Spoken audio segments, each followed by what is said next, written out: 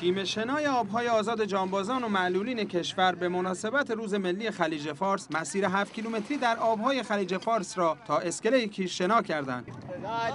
بشنوید انگیزه و احساس این دلاورمردان از این کار. انگیزه این بود که ما روز ملی خلیج فارس رو بریم اینجا به همه عموم ملت ایران تبریک بگیم. ما در هر شرایطی باشیم، در هر وضعیتی که باشیم، از آب و خاک اینجا هستیم، دفاع میکنیم. خلیج فارس همیشه خلیج فارس بوده و همیشه خواهد بود انشالله. مردم ایران پای این وطن وایسادن و مطمئناً دفاع میکنن از وطنشون. امروز مسافتی که ما شنا کردیم 7 کیلومتر بود که در 2 گروه تنظیم کردیم.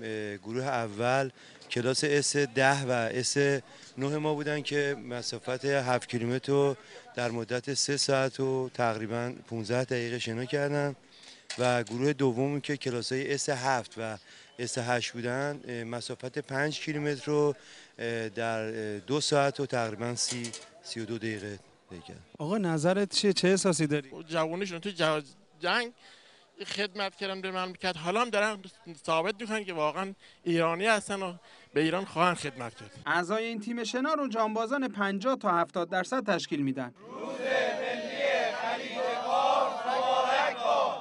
دست مرتب.